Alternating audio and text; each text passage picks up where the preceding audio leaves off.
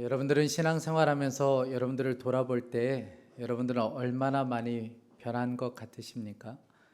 여러분들이 1년 또 5년, 10년, 어떤 분은 20년 그렇게 신앙생활을 하셨을 텐데 여러분들을 볼 때 여러분들은 얼마나 많이 변하셨습니까? 어느 날 갑자기 제 딸이 저에게 그렇게 질문을 하더라고요. 아빠는 옛날에 술 마셔본 적 있어요? 제가 너무나도 당황스러웠지만 침착하게 사실대로 이야기를 했습니다. 그랬더니 아이가 너무 깜짝 놀라면서 헐, 대박, 진짜? 너무 깜짝 놀랐는데 그 모습을 보니까 저는 더 당황스러운 거예요. 그런데 한편으로는 감사했습니다. 만약 아이가 그렇게 놀라지 않고 아이가 아주 침착하게 저에게 만약 어쩐지 그럴 것 같았어, 만약 이랬다면 저는 더 당황했을지 모르겠습니다. 오히려 아이가 믿겨지지 않을 만큼 제 자신이 변했다는 것이 오히려 감사하게 여겨졌습니다. 여러분들을 볼 때, 여러분들의 가족들이 여러분들을 볼 때 어떻게 믿어지지 않을 만큼 변화된 무언가가 여러분들 가운데 있습니까? 만약 그렇지 않다면 우리가 한 가지를 좀 점검해 볼 필요가 있겠다고 싶습니다. 그것은 우리가 어쩌면 상황과 형편 따라 신앙생활하기 때문에 그런지 모르겠습니다. 우리가 한결같이 신앙생활을 하는 것이 아니고 그저 상황과 형편에 따라서 상황이 되면 예배하고 또 형편이 되면 기도하고 문제가 있으면 기도하고 또 문제가 사라지면 기도하지 않게 되는 상황과 형편 따라서 우리가 신앙생활하다 보면 다시 제자리로 돌아오는 거예요. 그 자리로 또 돌아오고 그 자리로 또 돌아오고 변화된 것 같은데 그 자리로 또 다시 돌아오게 되는 거죠. 그래서 몇 년이 지나도 내 신앙은 그대로인 거예요. 변화가 없는 것이죠. 오늘 그 문제를 우리가 함께 나누고 기도했으면 좋겠습니다. 이제 애굽의 10가지 재앙이 본격적으로 시작됩니다. 이 10가지 재앙을 우리가 살펴보게 될 텐데 이 10가지 재앙을 통해서 우리가 주목해서 보고 싶은 것은 바로 왕의 태도입니다. 그 재앙이 내릴 때마다 바로 왕이 어떻게 반응하는지 그 모습을 우리가 한번 좀 보고 싶습니다. 왜냐하면 우리가 부인할 수 없는 것은 그 바로의 모습, 바로에게 나타나는 그 모습이 우리들에게도 있기 때문에 그렇습니다. 이 10가지 재앙은, 애굽에 내린 이 10가지 재앙은 이스라엘 백성들을 출애굽시키는 것과 동시에 그 애굽 땅에 하나님이 얼마나 놀라운 분이신지, 하나님의 권능이 얼마나 위대하신지를 보여주기 위한 10가지 재앙입니다. 그리고 이 10가지 재앙은 무엇보다도 애굽 왕 비롯해서 애굽 사람들이 섬기는 신들과 관련이 있는 모든 재앙입니다. 그러니까 하나님께서는 이 재앙을 통해서 너희들이 섬기는 우상이 얼마나 헛된 것인지, 하나님 앞에서 그 우상이 얼마나 무기력한 것인지를 하나님께서 보여주시기 시작합니다. 가장 먼저 첫 번째 재앙은 우리가 잘 아는 대로 나일강이 피로 바뀌는 사건이었습니다. 하나님께서 이 모세와 아론을 통해서 바로왕 앞에 가서 하나님의 말씀을 전하지만, 그리고 여러 가지 이적도 보여주지만 바로왕의 마음이 완강하게 되자 하나님께서는 나일강을 피로 바꿔주셨습니다. 출애굽기 7장 17절에 내가 내 손에 지팡이로 나일강을 치면 그것이 피로 변하고, 여러분, 나일강은 애굽 사람들에게 있어서 젖줄과도 같은 거예요. 생명수입니다. 그런데 그 나일강이 피로 바뀌게 되자 끔찍한 일이 나라 안에 벌어지기 시작하는데 생명이 죽어나가기 시작하고, 그리고 썩은 냄새가 나라 안에 진동하기 시작했습니다. 나일강은 더 이상 생명의 물이 아니었고 죽음의 물이 되고 말았어요. 여러분, 하나님을 떠난 인생, 하나님을 거부한 삶은 이렇게 될 수밖에 없습니다. 이것은 지금의 나라의 상황과 별반 다르지 않습니다. 하나님을 거부하는 나라, 하나님을 떠난 가정, 더 이상 생명을 살릴 수가 없게 됩니다. 온 땅의 물들이 피로 변했음에도 불구하고 바로 왕의 마음은 너무나도 완강했고, 그리고 아무런 변화도 없게 되자 두 번째 재앙이 내리게 되는데 그것이 오늘 본문의 말씀입니다. 개구리 재앙이죠. 1절 말씀에 여호와께서 모세에게 이르시되 너는 바로에게 가서 그에게 이르기를 여호와의 말씀에 내 백성을 보내라. 그들이 나를 섬길 것이니라. 하나님은 현재 고통 가운데 있는 이스라엘 백성들을 향하여 뭐라고 말씀하셨냐면 내 백성이라고 표현하셨습니다. 이것이 바로 애굽에 재앙이 내릴 수밖에 없었던 이유였어요. 목적이었습니다. 왜냐하면 하나님께서는 당신이 택하시고 부르신 그 백성들이 고통당하는 것을 외면하시는 분이 아니기 때문에 그렇습니다. 하나님의 관심은 언제나 내 백성에게 있어요. 내 백성이 고통당하는 것을 외면하지 않습니다. 하나님께서는 내 백성을 위해서라면 무슨 일이라도 하실 수 있는 분이세요. 그래서 두 번째, 개구리 재앙이 내리게 되는데, 이 개구리 재앙은 이스라엘 애굽 사람들이 섬겼던 신 중에 헤케트라는, 그러니까 머리 모양은 개구리인 여신이 있습니다. 그들은 이 헤케트라는 여신을 섬겼는데 이 개구리는 번식력이 뛰어납니다. 그래서 이 헤케트 신은 어떤 다산, 부요, 번영 이런 신으로 여기고 그들이 섬겼던 것이죠. 그런데 그들이 그렇게 원했던 개구리, 그렇게 더 많이 원했던 그 번영, 다산, 그런데 온 땅에 개구리가 퍼지게 되자, 온 땅에 개구리가 덮기 시작하자 그것은 복이 아니었고 그때부터는 재앙이었고 저주가 되고 말았습니다. 3절 말씀에 개구리가 나일강에서 무수히 생기고 올라와서 내 궁과 내 침실과 내 침상 위에 내 신하의 집과 내 백성과 내 화덕과 내 떡반죽 그릇에 들어갈 것이며, 그렇게 원했던 다산 또 풍요의 상징인 개구리가 온 땅을 덮게 되자 보는 것조차도 이제 지긋지긋한 거예요. 개구리만 보면 기겁을 하는 겁니다. 죽을 지경이 되었어요. 온 나라 안에 개구리뿐만 아니라 개구리 썩은 냄새로 진동하기 시작했습니다. 여러분, 이것이 바로 더 많은 것을 요구하고 더 많이 갖기 원하는, 더 부유하길 원하는 어떤 인간의 탐욕의 결과를 보여주고 있는 것입니다. 그들은 더 많은 것을 원했어요. 개구리 신을 섬기면서까지 그들은 더 많은 것을 원했습니다. 그런 애굽 사람들에게 마치 하나님께서는 보여주시듯, 너희들이 더 많은 걸 원해? 그래, 더 많은 걸 보여주지. 더 많은 걸 나타내 보여주지. 그러면서 개구리가 온 땅을 덮게 되자 그들은 죽을 지경이 되어버렸어요. 상황이 이렇게까지 몰아가니까 바로의 태도에 조금의 변화가 생깁니다. 오늘 8절 말씀에 바로가 모세와 아론을 불러 이르되 여호와께 구하여 나와 내 백성에게서 개구리를 떠나게 하라. 내가 이 백성을 보내리니 그들이 여호와께 제사를 드릴 것이니라. 바로는 알았어요. 이 재앙이 하나님께로부터 온 것이고 하나님만이 해결할 거라는 그런 것을 다 알고 있었습니다. 그래서 요구하고 있는 거예요. 이 개구리를 떠나가게 해달라. 하나님께 구해서 이 개구리 좀 없애달라고 요청합니다. 그때 이 모세가 바로의 말을 듣고 나서 뭐라고 질문하냐면 언제 그럼 개구리가 떠나가게 해줄까요? 그렇게 질문합니다. 언제? 당신이 원하는 시간은 언제입니까? 당신이 원하는 시간을 말해주면 그때 개구리가 떠나도록 하겠습니다. 여러분, 왜 모세는 그렇게 질문했던 걸까요? 모세는 이참에 바로에게 분명하게 알려주고 싶었어요. 이 모든 일은 하나님이 하시는 일이다. 그걸 분명하게 알려주고 싶었기 때문에 그렇게 질문했던 겁니다. 여러분이 만약 바로라면 뭐라고 대답하시겠습니까?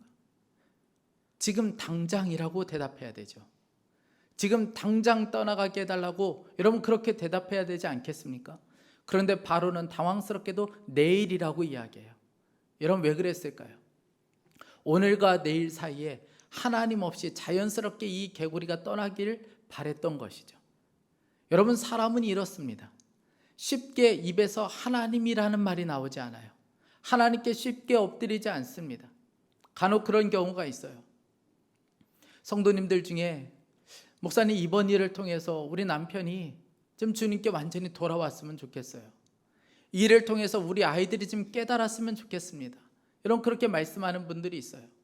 그런데 사람이 극한 어려움을 겪는다고 해서 쉽게 주님께 돌아오지 않습니다. 그 입술에서 주님, 하나님이라는 말이 쉽게 나오지가 않는다는 거예요. 조금만 더, 조금 더 미루고 또 미루게 됩니다. 내일, 또 내일 그렇게 미루는 것이 바로 인간이에요. 그것이 바로 바로의 모습입니다. 차동엽 신부가 쓴 잊혀진 질문이라는 책이 있는데 그 책을 보면 하나의 일화가 나옵니다. 한 여자분이 이 신부님께 그렇게 요청해요. 한 번만 오셔서 우리 남편 신앙을 갖게 좀 와서 좋은 말 좀 해줬으면 좋겠다고 요청합니다. 제가 다 구워놓고 삶아놨으니까 그냥 오셔서 좋은 말 한마디만 해주면 된다. 그러면 우리 남편이 신앙을 가질 것 같으니까 꼭 오셔서 한번 이야기를 해달라고 요청합니다. 기쁜 마음으로 찾아갔어요.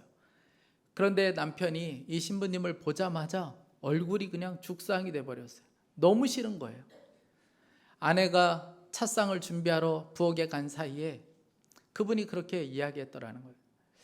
제가 꼭 드릴 말씀 있는데 제가 말해도 되겠습니까?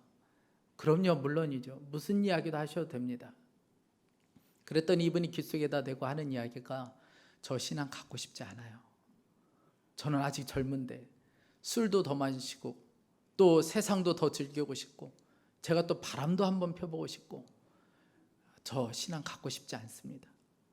너무 이분이 당황스러운 거예요. 그렇지만 당황스럽지 않은 척 하며 그렇게 이야기했다는 거예요. 그럼 그렇게 하세요. 뭐 신앙은 그렇게 뭐 갖고 싶다고 해서 가져지는 거 아니니까 그럼 나중에 믿는 걸로 하고 그냥 그렇게 사세요. 그렇게 이야기했어요. 아내는 뭐 모르죠. 차를 가지고 오고 나서부터 계속 남편을 닥달하기 시작하는 거예요. 대답 똑바로 해라. 반응을 보여라. 그런데 그냥 잡담만 나누다가 그냥 돌아왔다는 거예요. 사랑하는 성도 여러분, 오늘이어야 하는 거예요. 은혜 받을 날은 오늘인 거예요. 구원의 날은 오늘인 겁니다. 영적인 삶에 있어서 우리의 영적인 회복에 있어서 내일이라는 건 없는 거예요. 오늘 받아야 되는 것입니다. 바로의 말은 진심이 아니었던 거예요. 바로는 그저 지금 처한 공경을 어떻게 하면 헤어나올 수 있을까? 이 어려운 상황을 어떻게 하면 극복할 수 있을까? 그래서 그냥 임기응변으로 했던 이야기일 뿐입니다. 이제 바로의 본색이 드러나기 시작하는데 15절 말씀을 보세요. 그러나 바로가 숨을 쉴 수 있게 됨을 보았을 때에 그의 마음을 완강하게 하여 그들의 말을 듣지 아니하였으니 여호와께서 말씀하신 것과 같더라. 숨을 쉴 수 있게 되니까 이제 개구리가 떠나가게 되고 개구리가 다 죽게 되고 그리고 나니까 이제 숨 좀 쉴 수 있게 되니까 살만하니까 다시 돌아갔다는 거예요. 다시 예전의 모습으로 돌아갔고 다시 죄 짓는 자리로 돌아갔고 다시 악한 모습으로 바로가 돌아갔다는 것이죠. 여러분 너무나도 기가 막히지만 여러분 혹시 이것이 저와 여러분의 모습은 아닙니까? 하나님께 그렇게 문제가 생길 때마다 그렇게 기도하지만 그 문제가 해결되면 언제 기도했는지조차 그냥 잊어버리는 것이 우리들 아닙니까? 하나님 이것 좀 해결해 주세요. 이것만 해결해 주시면 제가 신앙생활 제대로 하겠습니다. 이 문제만 해결하면 제가 봉사할게요. 하나님 이 재정만 어떻게 풀리면 제가 한번 섬겨보겠습니다. 하나님 우리 자녀만 잘 되면 우리 자녀가 이번에 직장만 어떻게 들어가면 대학만 합격되면 제가 어떻게든 교회 봉사해 보겠습니다. 하나님 그러니까 들어주세요. 여러분 정말 그렇습니까? 제가 병원에 신방 가면 간혹 이런 일이 있습니다. 성도님이 제가 아무 말도 하지 않았는데 본인이 제 앞에서 참회의 시간을 갖는 분들이 있어요. 본인이 과거에 어떻게 살았고 신앙생활을 얼마나 엉망으로 했는지 본인이 스스로 이야기해요. 그러면서 앞으로 신앙생활을 어떻게 할 것이며 태어나면 교회에서 내가 어떻게 섬기겠다는 것을 본인이 결단까지 다 합니다. 그런데 병원에서 나오면 태어나고 나오면 예전의 삶으로 돌아가 버려요. 저분이 진짜 병원에서 울면서 기도를 받았던 분이 맞나 싶을 정도로 예전의 삶으로 돌아가는 분들이 있습니다. 그것은 성도님들 뿐만 아니라 저도 마찬가지예요.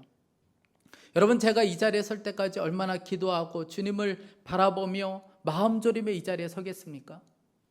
그런데 그렇게 말씀을 전하고 나면 오후가 되면 주님을 향한 제 태도가 완전히 변화되는 것을 보게 돼요.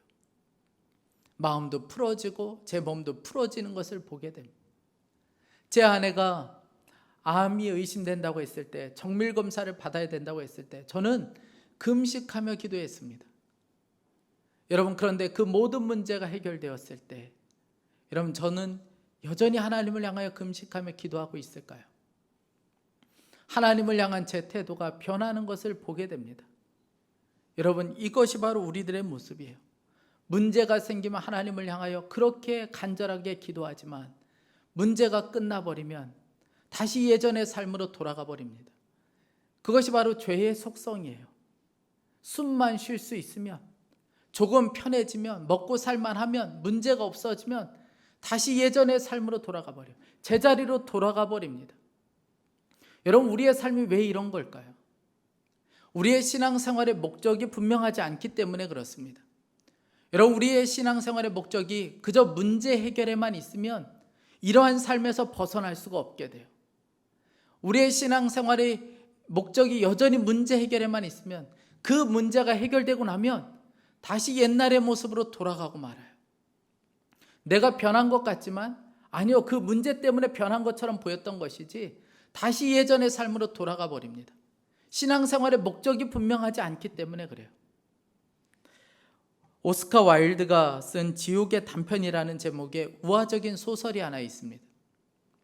이 소설의 배경은 이런 배경이에요. 예수님께서 은혜를 베푸셨던 사람들을 얼마 지나지 않아 다시 만났더니 그 사람이 다시 옛날의 삶으로 돌아가 버린 거예요. 그 대화를 아주 우화적으로 소설로 쓴 책입니다. 예수님께서 한 술 주정꾼을 만났습니다. 예수님께서 왜 이런 생활을 하고 있습니까? 하고 물었더니 주정꾼은 대답합니다. 당신이 걷지 못하던 나를 일으켜 걷게 만들어 주었습니다. 그러나 걷기만 하면 무엇합니까? 무엇을 먹고 살라는 말입니까? 이제는 다리가 성하니 동냥도 할 수 없어 돈이 생기면 술만 마시게 되었습니다. 조금 더 길을 가시다가 예수님은 한 젊은이가 이웃과 싸우고 있는 것을 보았습니다.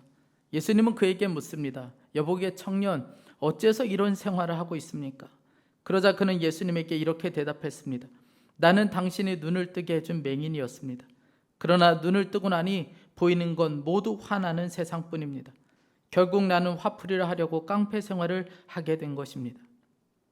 나는 차라리 세상을 보지 말았어야 했습니다. 또 한 사람을 만났는데 이 사람은 창녀였습니다. 예수님께서 그녀에게 아니 네가 창녀일 때에 용서하고 구원했는데 아직도 창녀인 것이냐 하고 꾸중하듯이 물었습니다. 이 창녀가 대답했습니다. 물론이지요.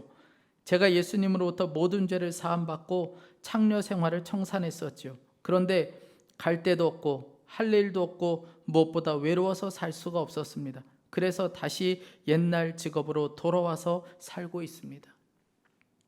여러분, 우리의 목적이 그저 문제 해결에만 있으면 하나님은 철저히 우리의 이용의 대상이 될 수밖에 없습니다. 마치 바로와 같이.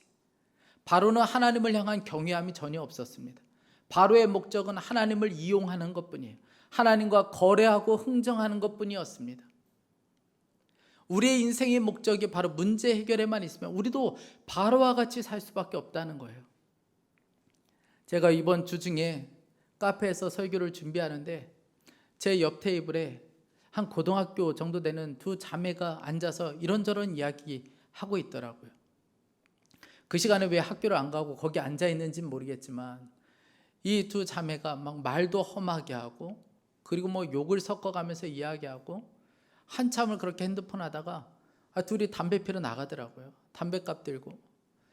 그리고 또 들어와서 뭐 욕하고 이야기하고 그러다가 또 무슨 고민이 많은지 또 담배 들고 나가면서 또 그렇게 담배 피고 들어오고 기가 막힐 노릇이었습니다.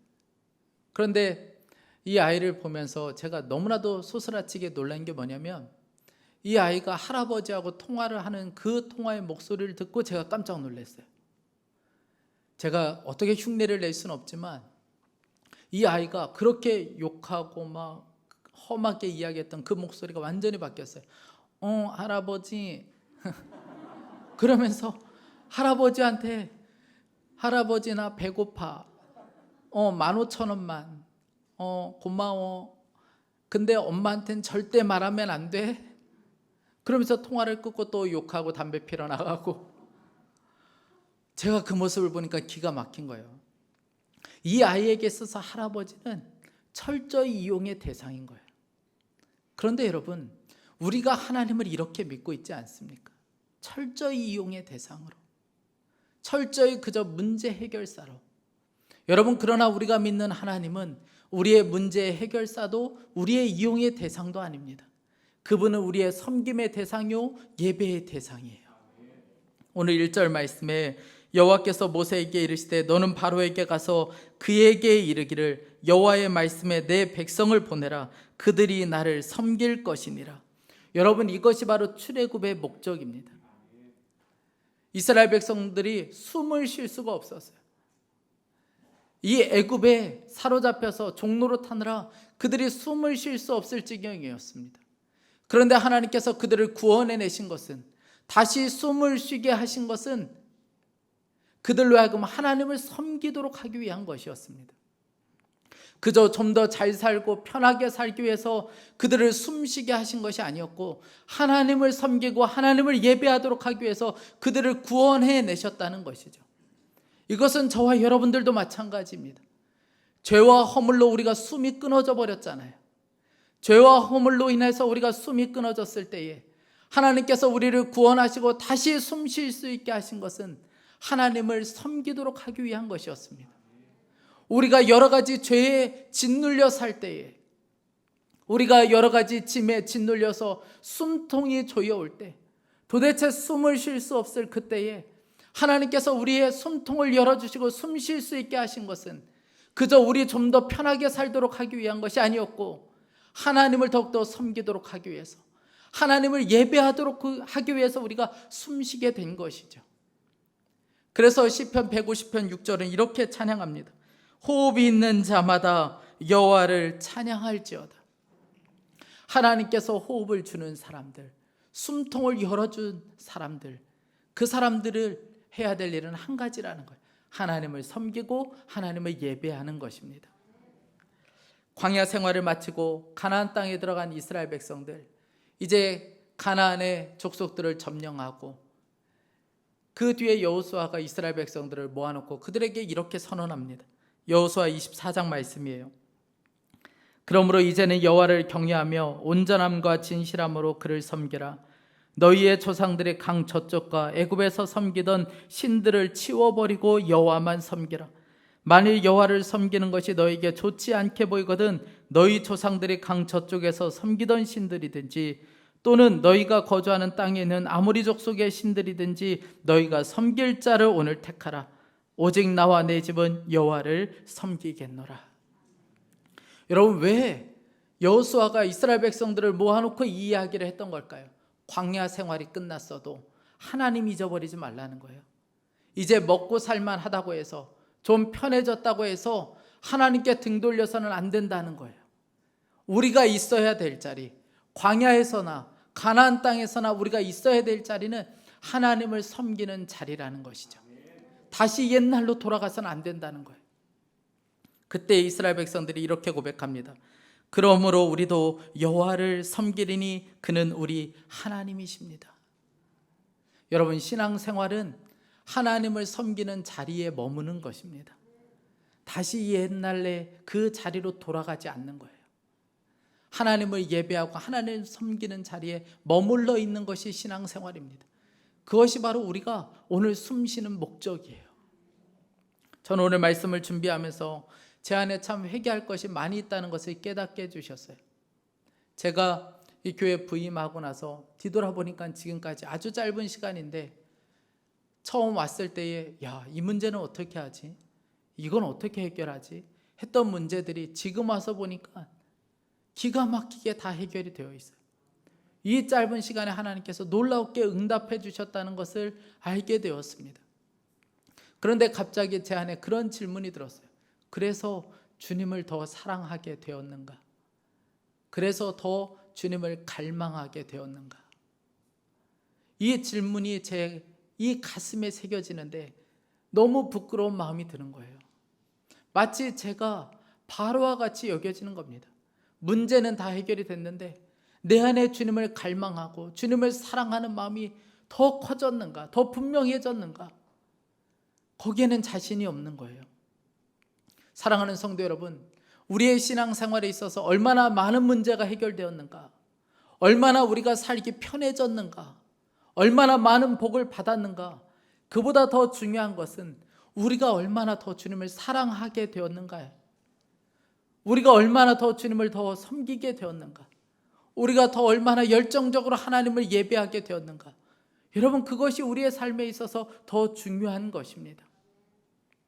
사랑하는 성도 여러분, 혹시 여러분들 중에 여러 가지 문제들로 인하여 숨을 쉬기가 어려운 분들이 있습니까?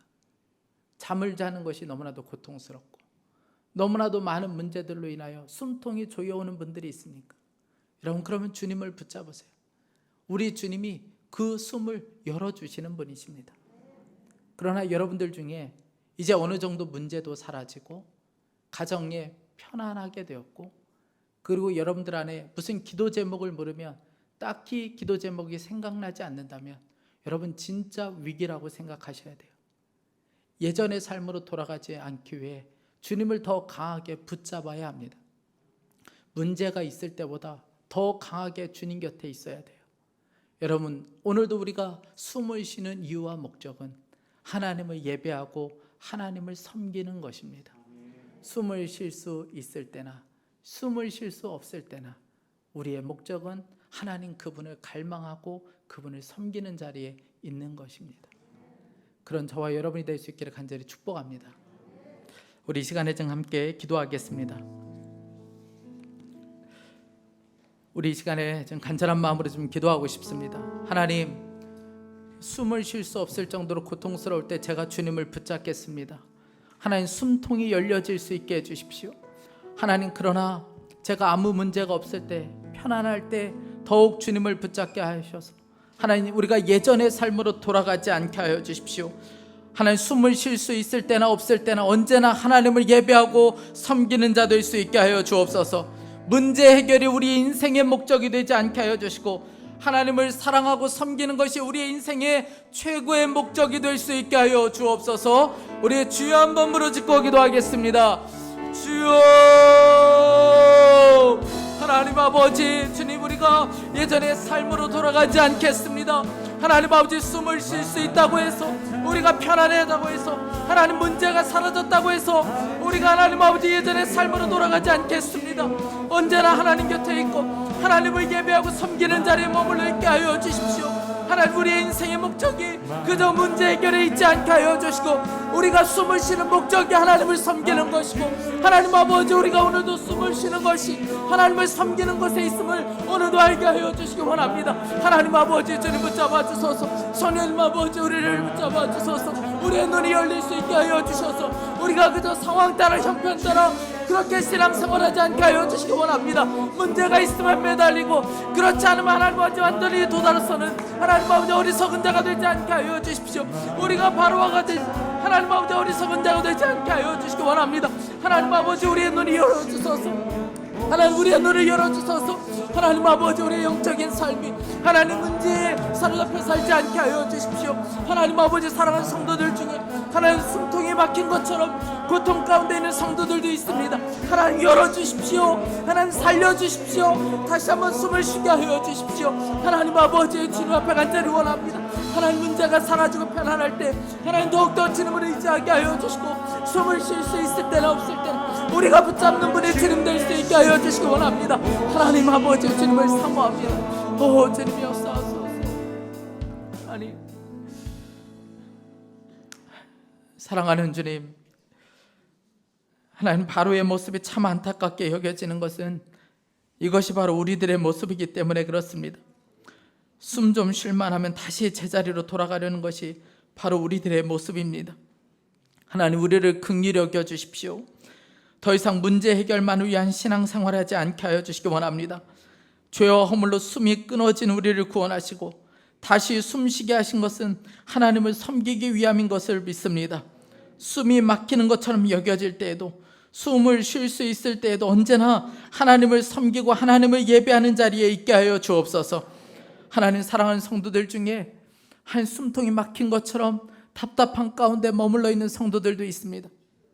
여러 가지 질병의 문제로, 가정의 묶임으로 인하여, 경제적인 묶임으로 하나님 숨통이 조여오는 것처럼 답답한 가운데 있는 성도들이 있습니다. 하나님, 열어주십시오. 하나님 구원하여 주십시오. 살려주십시오.